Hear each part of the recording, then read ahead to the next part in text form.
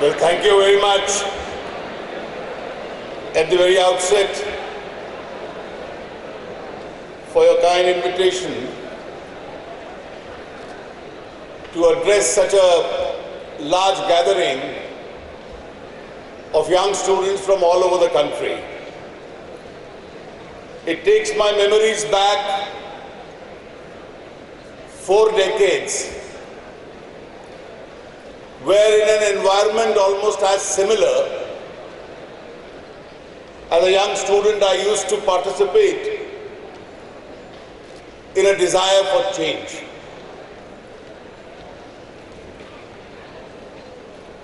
And today, if I look at the kind of anger and cynicism which has built up in India, I can very safely say that having seen the last few decades of Indian public life, it is far more than what I saw when Indian democracy was at its lowest. That was during the mid-1970s when the emergency was proclaimed. I have been asked to speak as a representative of a political party on a subject as to why you must vote for my party, the BJP.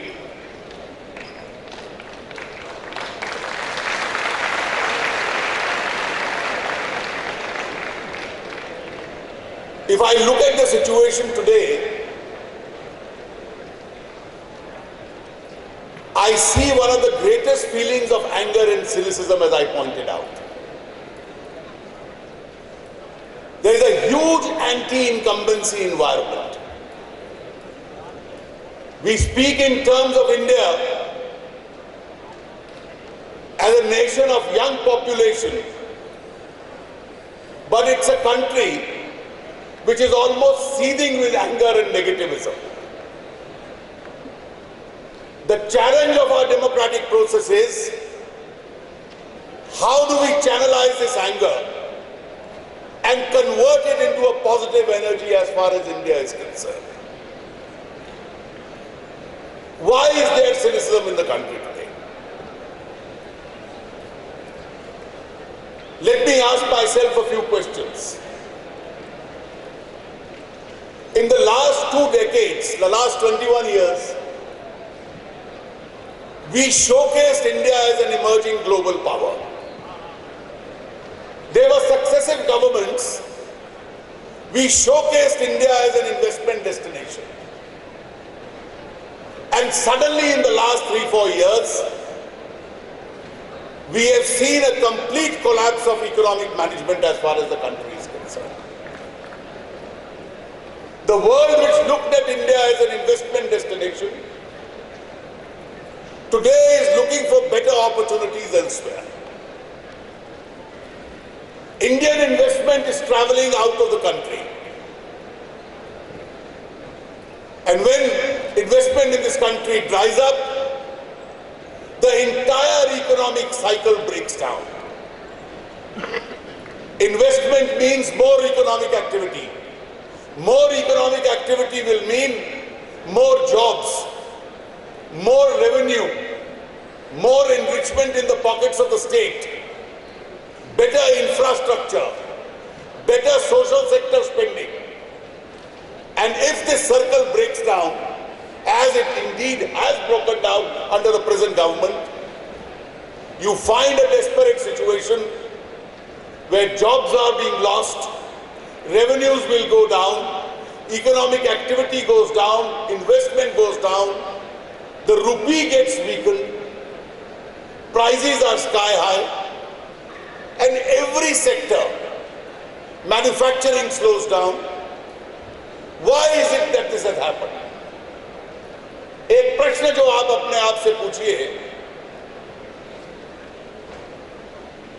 8.4% इस देश की विकास दर थी जब हमने सरकार छोड़ी थी। ये क्या कारण है कि इस परिस्थिति में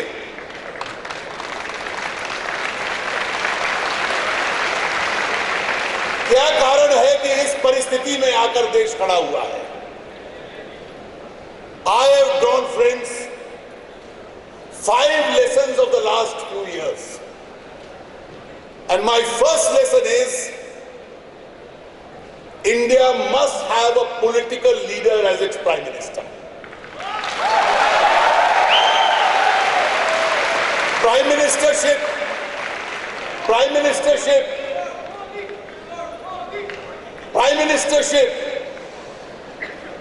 is not an employment. It's an act of public service. A Prime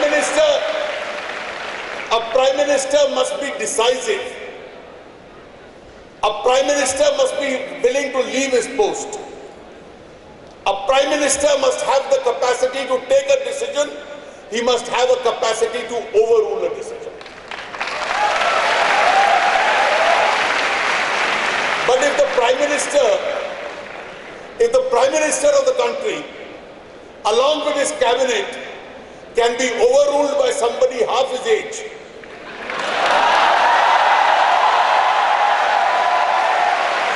if the Prime Minister can be overruled by somebody half his age,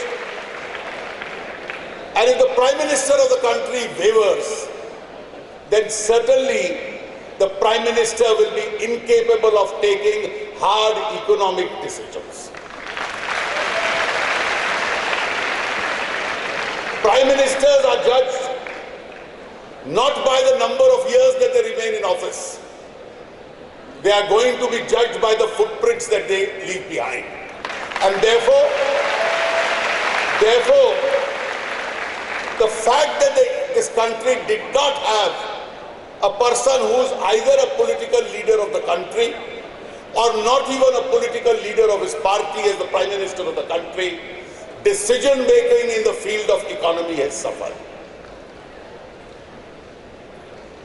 When the Prime Minister was weak, you had a structure outside the government, the National Advisory Council, which took all the decisions.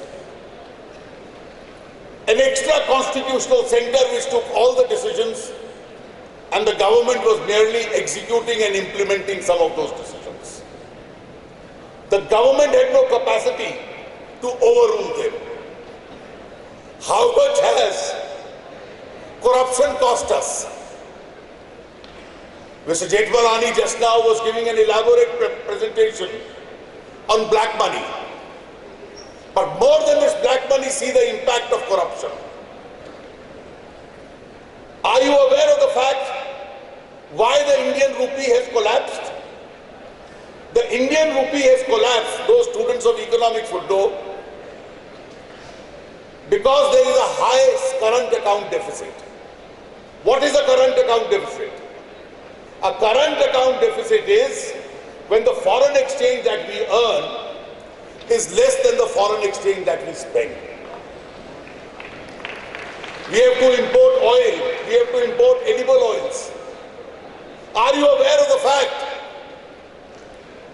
that $20 billion, and each $1 billion today is 6,300 crores. So 6,300 crores into 20 billion we are importing coal into this country. India has coal surplus, but because we had a corrupt government at the center, which by a process of nepotism destroyed the whole system of allocation of coal blocks, your coal mining in those areas has come to a standstill. And we have to spend foreign exchange to buy coal from the outside the world.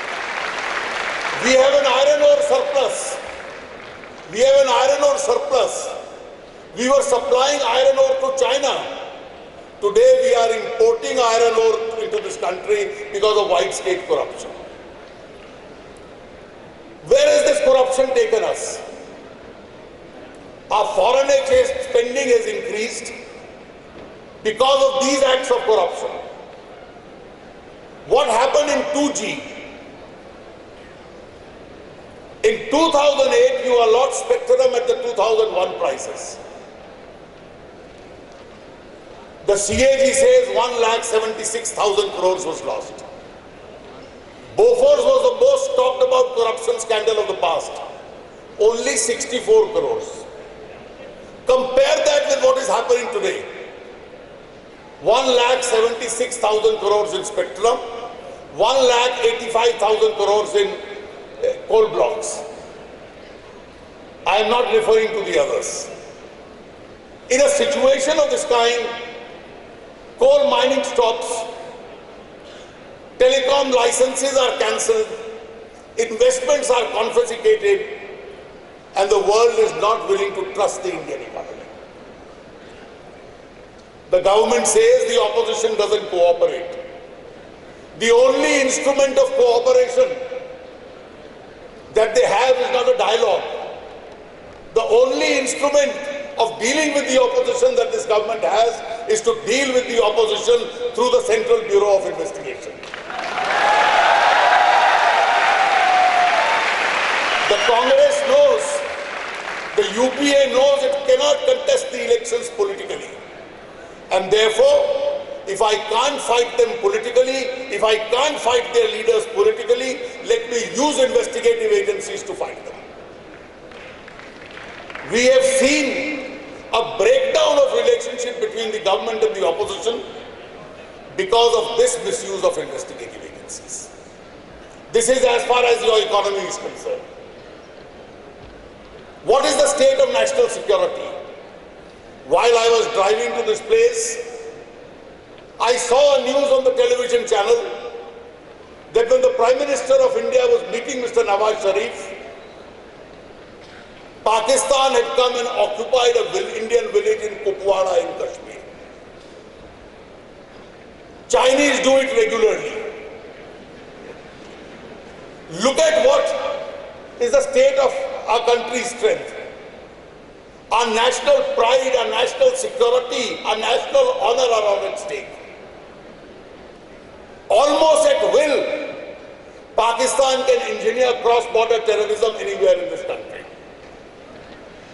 Almost at will, they can enter the Indian line of control, kill our soldiers, go back, and instead of a strong government and a strong leader at the center, we are almost on our knees saying we still want to talk to you.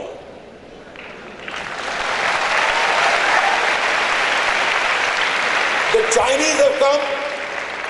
Chinese have come, occupied part of our territory, remained there.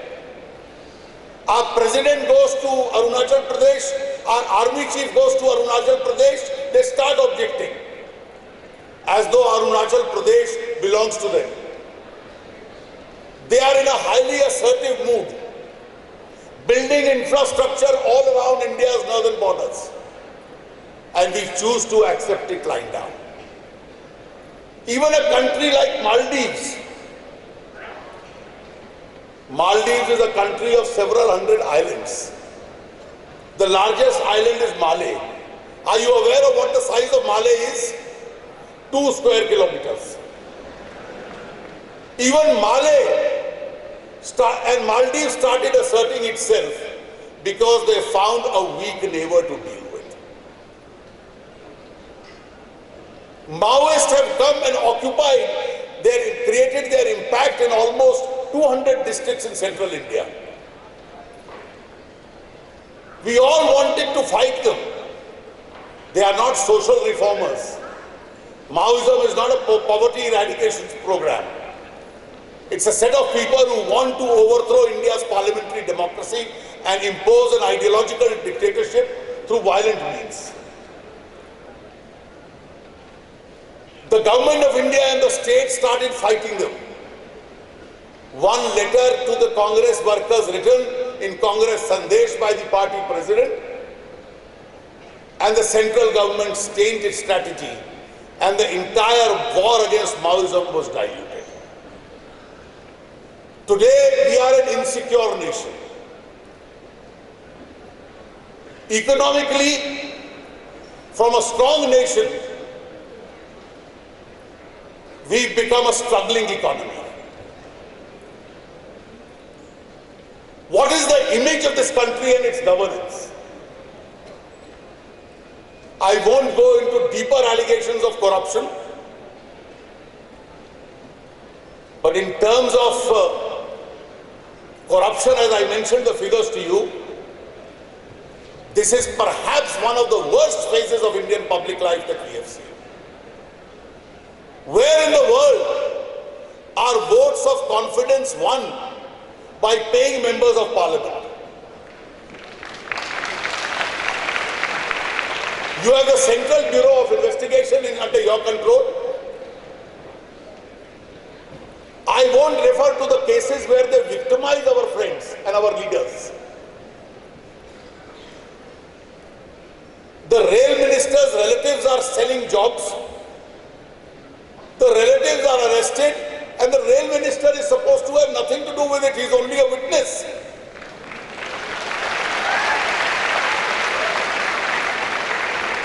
The cost of the SP and the BSP supporting you for 9 years in parliament, every time this government is in difficulty because they don't have a majority in parliament, these two political parties stand up and start supporting them. They bail them out. There are cases of corruption against their leaders, and you use the CBI as a bargain counter for bargaining support in parliament every now and then.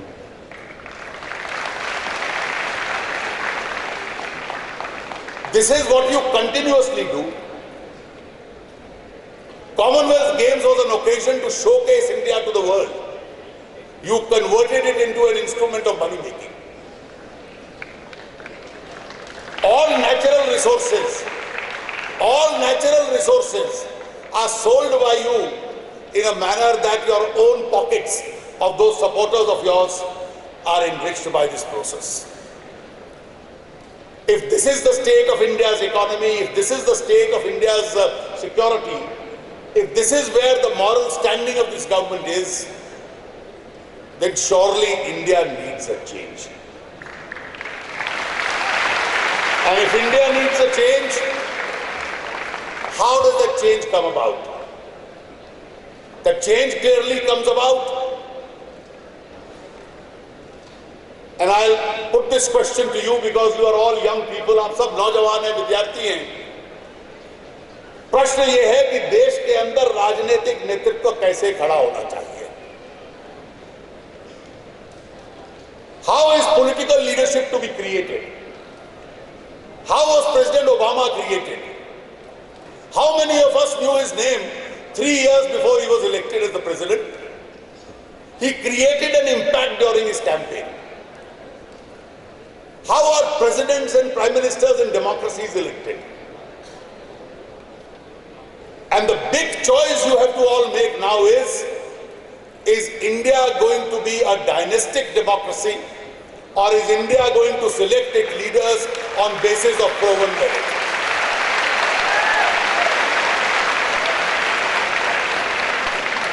If India is going to be saddled as a dynastic democracy, it will be a disgraceful act that the world's largest democracy, the world's most populated democracy, the world's most vibrant democracy, elects its leaders on basis of what goes on within a family, and whoever is the heir apparent becomes the leader.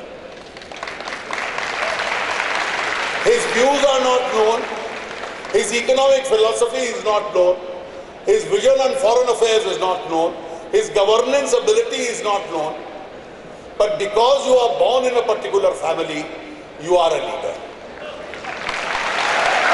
There is no greater negation of democracy than rendering it merely into a dynastic democracy. Or is democracy to be vibrant going to be decided and settled, and the leadership going to be settled on the strength of proven ability? The next general election, and hopefully India's future political contests, the more they become contests between proven leadership, the more vibrant India's democracy will become. To make India a vibrant democracy, accountable democracy, it's extremely important that the mere charisma of families becomes an asset, Unless and until that charisma of families is completely dismantled and demolished, the real worth of Indian democracy will not be realized.